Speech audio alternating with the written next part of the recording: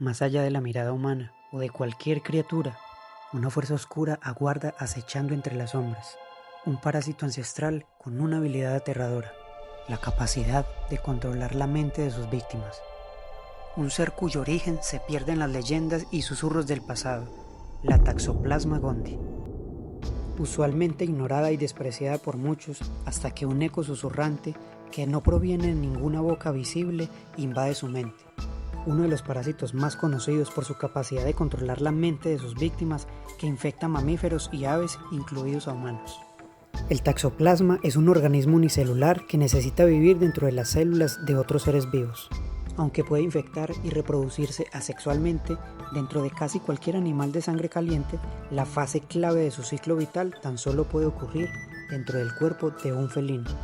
Este parásito tiene un ciclo de vida complejo que involucra a los felinos como hospedadores definitivos. En ellos activa su etapa de reproducción acelerada en las células intestinales.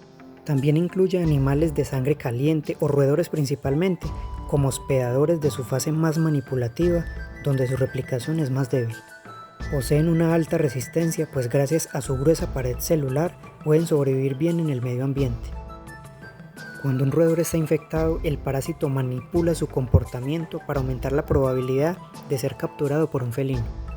Esto permite que el parásito complete su ciclo de reproducción en el intestino de este último. Algo perturbador es que sus víctimas no se limitan a un tipo específico de individuo, ya que en estudios se reveló que los chimpancés infectados con Toxoplasma se sienten atraídos por la orina de los leopardos, sus depredadores naturales. En otro de tantos estudios, los investigadores demostraron que los cachorros de hiena manchada, que son infectados con este parásito, son más propensos a acercarse a los leones y ser devorados por ellos. También se han encontrado hallazgos de su control en manadas de lobos, mostrando evidencias inquietantes de la influencia en su comportamiento. Los parásitos se introducen en el cerebro y el tejido muscular del huésped intermedio, y allí cambian su comportamiento de forma que aumentan sus posibilidades de tener contacto con cualquier felino.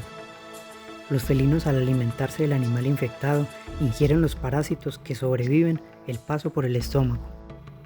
De esta manera, los parásitos infectan las células epiteliales del intestino delgado, en donde pasan por la reproducción acelerada, donde los quistes o larvas son liberados con las heces. Así comenzará un nuevo ciclo en el que buscará replicarse en otros individuos y avanzar en la cadena alimenticia. Puede pasar del suelo y el agua a las plantas, los animales y los seres humanos. Una vez que el parásito tiene un nuevo huésped, el ciclo de reproducción continúa y se produce una infección. Si el parásito se encuentra en un huésped no felino, puede instalarse en diferentes zonas del cuerpo, incluido el cerebro, y persistir allí durante años. Las leches no pasteurizadas o las carnes poco cocidas de res, cerdo, pollo y marisco son portadores conocidas del parásito. También puede estar presente en verduras o frutas mal lavadas o contaminadas e incluso en utensilios de cocina. El Toxoplasma gondii infecta hasta más de un tercio de la población humana o alrededor de 3.000 millones de personas, y es probable que tenga un impacto mucho más amplio en el comportamiento de los animales o del hombre de lo que se cree. Estudios recientes han llegado a demostrar una reducción del rendimiento psicomotor en los individuos afectados e incluso comportamientos más temerarios. Los posibles mecanismos por los cuales este parásito puede afectar el comportamiento humano incluyen su efecto sobre la dopamina y la testosterona.